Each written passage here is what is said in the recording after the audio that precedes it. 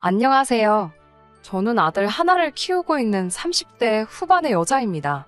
시댁 식구들의 도가 지나친 간섭과 가스라이팅에 2년의 결혼 생활 끝내 견디다 못해 종지부를 찍고 친정으로 돌아왔습니다. 저와 남편은 먼 친척의 주선으로 만나게 되었습니다. 저는 당시 대학을 갓 졸업해 중소기업에서 일을 다니고 있었고, 남편은 시어머니와 함께 떡집을 운영하고 있었습니다. 저보다 9살 많은 남편은 외모도 준수하고 성격도 서글서글해서 저로서는 왜 아직까지 혼자인지 이해가 안 될 정도였습니다. 저희 친정부모님은 아직 어린 제가 나이 차이 많이 나는 남편한테 시집가는 걸 못마땅해 하셨지만, 사실 당시에 저희 집이 경제적으로 많이 힘들었던 시기였어요. 아버지가 친한 친구분에게 큰돈을 빌려주었는데 그 친구가 연락이 끊어지면서 그 책임을 오롯이 아버지가 지게 되셨거든요. 그래서 솔직히 저는 저라도 빨리 독립을 하는 게 조금이라도 도움이 되지 않을까 생각했어요. 하지만 아시다시피 중소기업 다니는 여자가 벌 수 있는 돈은 한계가 있어서 독립은 꿈도 꿀 수 없었습니다. 그러다 지금의 남편을 만났고 저에게 자기 재산을 이야기하며 계속 저에게 관심을 표했기에 적어도 좋은 남편이 돼주지 않을까 생각했던 것도 사실입니다. 그런 선택으로 제가 이렇게 오랫동안 마음고생을 할 줄은 그땐 정말 상상도 못했어요. 연애할 때는 그래도 저에게 수뇌보 같은 사랑을 보여주던 사람이었습니다. 저를 보기 위해 새벽부터 저녁까지 일하고도 피곤한 기색 없이 회사 앞으로 찾아오기도 했고, 늘 저에게 결혼하면 최선을 다해서 행복하게 해주겠다고 약속하던 사람이었기에 저도 결국엔 마음을 열게 되었습니다. 하지만 결혼식을 올리기가 무섭게 상황이 달라졌습니다. 당시 시아버지는 이미 오래전에 돌아가셨고 시어머니와 신우가 같이 떡집을 운영하고 있었거든요. 처음에 남편을 소개받을 때만 해도 남편과 시어머니가 같이 공동으로 떡집을 운영한다고 하더니, 정작 결혼하고 지켜보니 남편은 그냥 잔심부름이나 하고 정기적으로 받는 월급조차 없더라고요. 게다가 저더러 여자가 무슨 바깥 생활이냐며 때려치우고 떡집에 나와서 신우라도 도우라고 하시더군요. 제가 너무 속상해서 하루는 남편에게 결혼하면 행복하게 해준다더니 이게 다 뭐냐고 하루는 울며 따졌어요. 남편은 사람 일이 어떻게 마음대로 되냐면서 기다리면 좋은 날이 올 거라고 느긋하게 세상 편한 소리를 하더라고요. 한심하고 어이없어서 눈물이 주르륵 흘렀지만 차마 친정에다가 아쉬운 소리를 할 수는 없었습니다. 저는 마음을 고쳐먹고, 그래, 어차피 욕을 먹든 어쩌든 나는 떡집에 나가서 일을 해야 하고, 그렇다면 죽기 살기로 그 기술을 배워보자라고 마음을 고쳐먹었습니다. 그렇게 해서라도 시어머니에게 인정을 받으면 된다라는 그 마음 하나였습니다. 이런 저를 생각하시면 답답하실 수도 있겠지만, 그 당시 저에게 시댁은 유일한 동아줄이나 다름없었으니깐요. 그렇게 2년 남짓 시어머니와 신우의 구박과 핍박을 받으면서도 죽을 힘을 다해서 배웠습니다. 하지만 제가 열심히 일할수록 시댁 식구들은 저를 무슨 일꾼이나 머슴 정도로 여기는 눈치였습니다. 기술을 가르쳐주기는커녕 매일같이 더럽고 힘든 자빌과 무거운 쌀포대를 나르게 시켰고, 숨이라도 돌리려고 하면 벌써부터 요령을 피운다, 꾀를 부린다며 저를 서럽게 했습니다. 심지어 남편이 피곤하다는 말이라도 하면 남편은 집에서 쉬라 하고 저만 불러내서 일을 하게 하신 적도 있어요.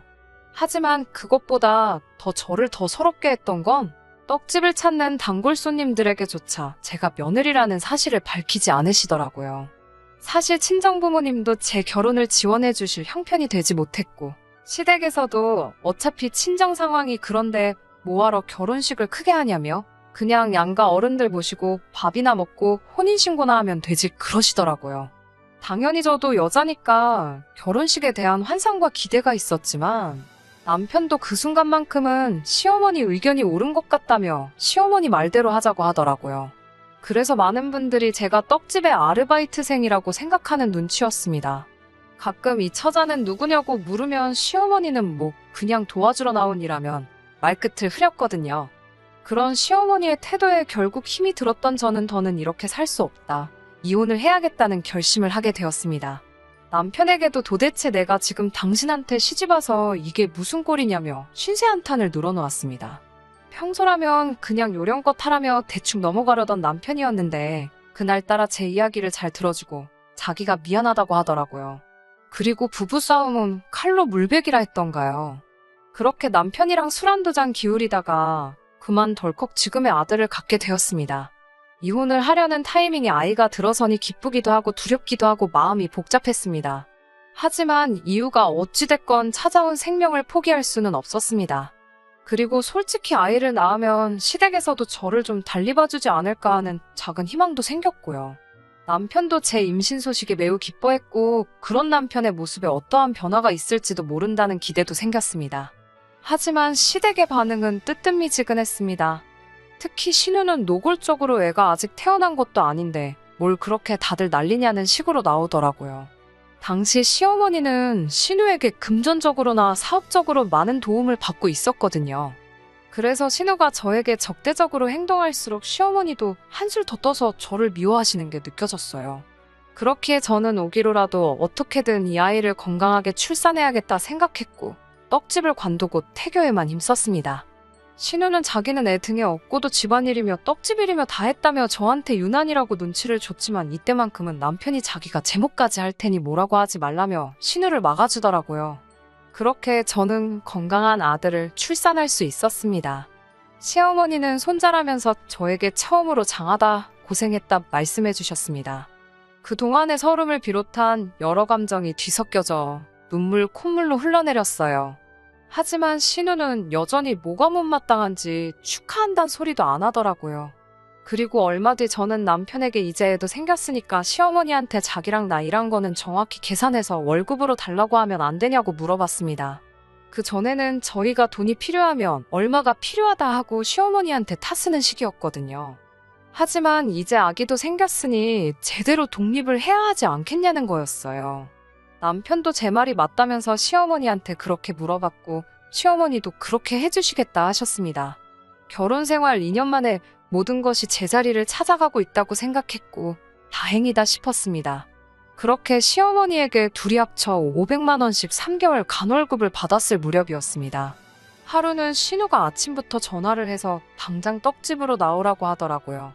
그날은 제가 쉬는 날이었거든요. 그래서 제가 무슨 일이냐 하니까 따지지 말고 당장 나오래요. 허겁지겁 서둘러서 나가니 떡집 장부를 놓고서는 이게 무슨 돈이냐고 물어요.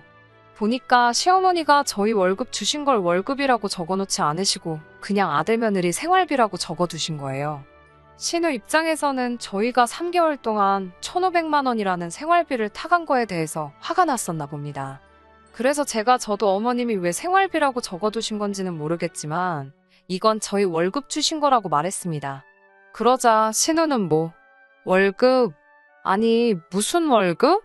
가족끼리 월급을 왜 받아? 서로 돕고 살자고 이렇게 하는 건데 그렇게 계산적으로 한다고? 라며 저를 도끼 눈을 뜨고 노려보더라고요. 그러더니 저한테 너 솔직히 말해봐. 너 이 떡집 홀랑 삼키려고 내 동생하고 결혼했지? 그러는 거예요. 그래서 제가 그게 무슨 소리냐고 하니까 못 알아듣는 척 하지 마. 너 이 떡집이 욕심나서 우리 집에 시집 온 거잖아. 그러면서 애는 왜 낳았어? 왜 내 동생이 미덥지가 않으니까 손자 앞장 세워서 이거 뺏어가려고. 그러는 거예요. 저는 한 번도 생각해보지 않은 일인데 자기 혼자 소설을 쓰더라고요. 그래서 제가 신우한테 이 떡집 장사 잘 되는 건 맞지만 막말로 여기가 무슨 재벌 사업체 같은 것도 아닌데 제가 무슨 떡집을 삼키려고 시집을 오냐고 따졌습니다.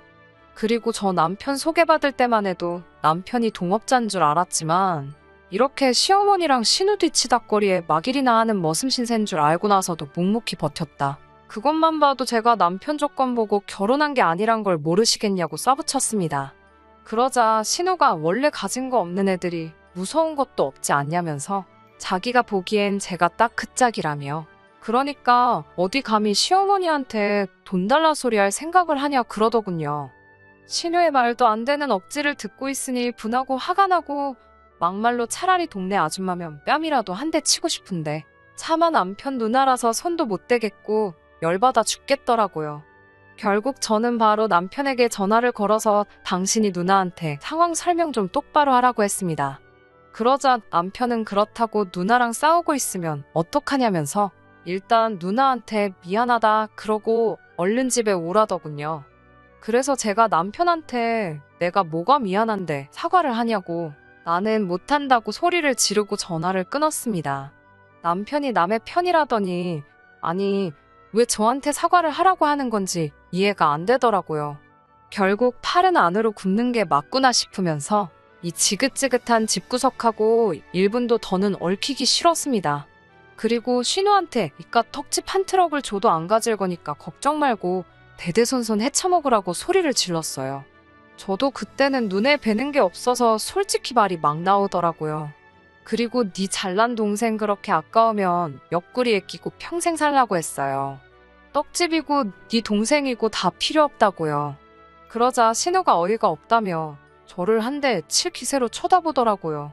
그래서 제가 만약에 내 털끝 하나라도 건들면 그때는 나도 이판사판이라고 같이 쳐다봤습니다. 그러자 제 기세에 자기도 좀 놀랬는지 슬슬 자리를 피하더라고요. 저는 그 길로 집에 와서 짐을 싸기 시작했습니다. 저도 결혼할 때 친정이 어려워서 많이 못 해온 건 사실이고 남편 덕을 보고 싶었던 마음이 아예 없었던 것도 아닙니다.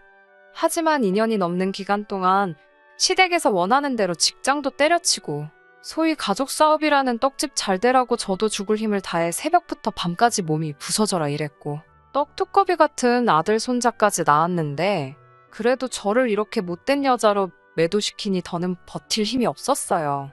집에 돌아온 남편이 현관 앞채 짐을 보더니 이게 다 뭐냐고 묻더라고요. 다 필요 없고 나는 친정으로 갈 것이다 말하니 지금 뭐 하자는 건데? 라며 제 앞을 가로막더라고요.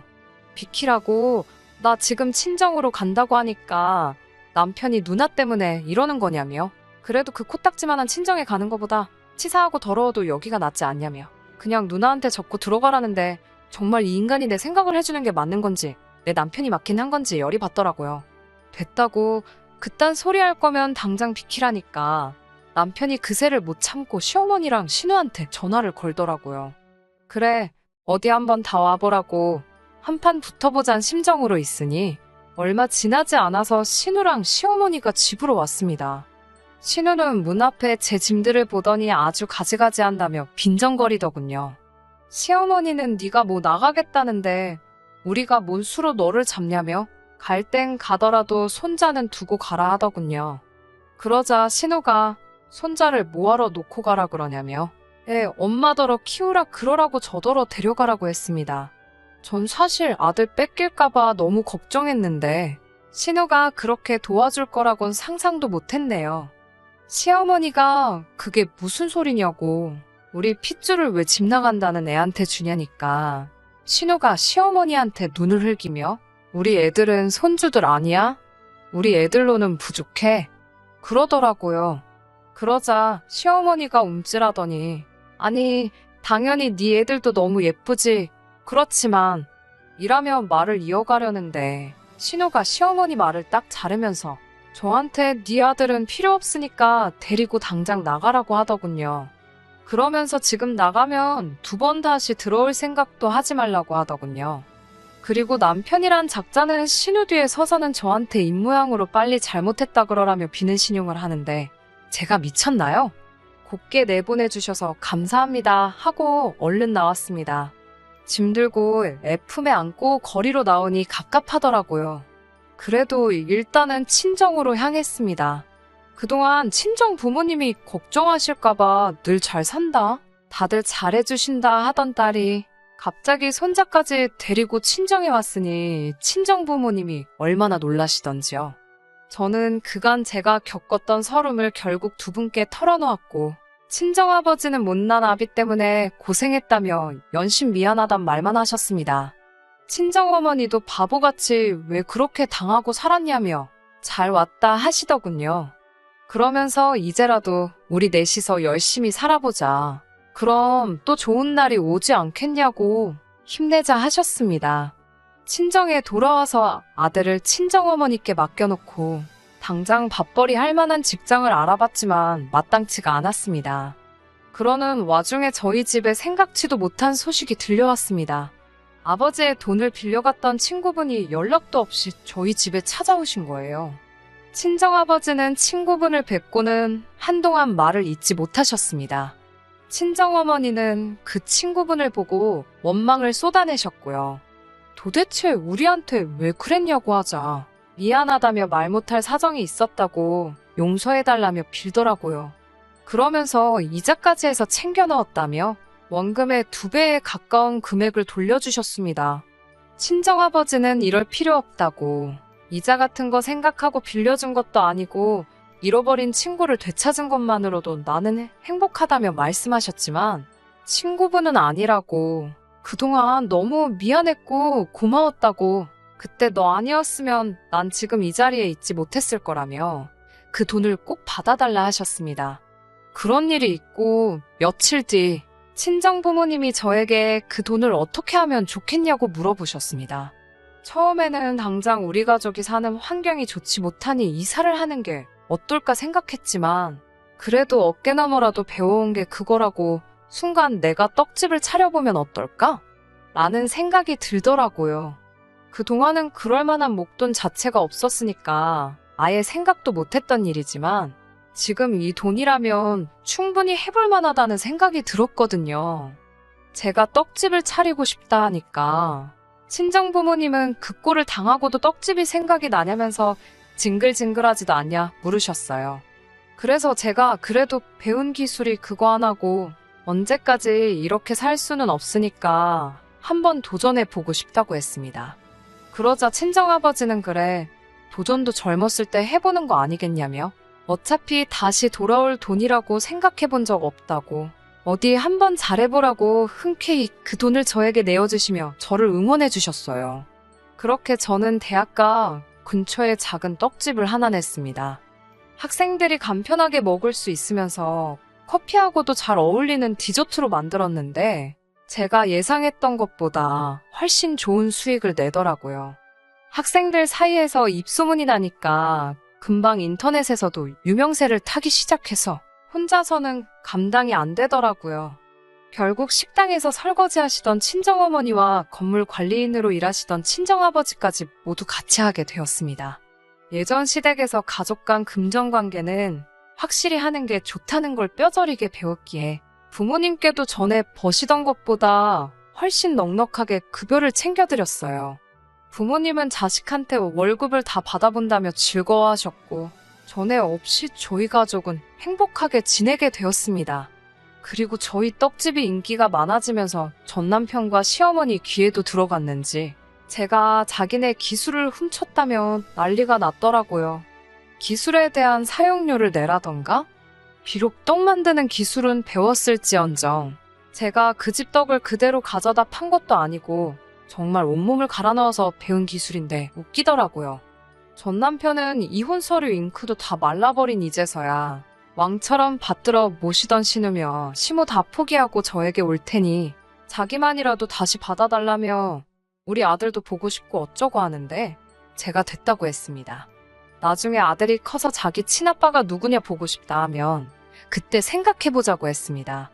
시모와 신우 등살에 달달 볶이며 월급도 없이 머슴생활 하는 게 저한테는 썩 좋은 생활이지 않냐 노래를 부르던 이 사람도 제가 제 스스로의 힘으로 돈을 이렇게나 잘 벌고 있으니 애 아빠라는 이유 하나만으로 이제 시댁 등지고 다시 제게 빈대붙으려는 신부 아닌가요? 정말이지 뼛속까지 이렇게 노예근성이 있는 사람이라고는 생각도 못했습니다. 이제 저희 집에도 꽃길만 있을 것 같아요. 정말이지 고생 끝에 낙이 온다더니 행복합니다.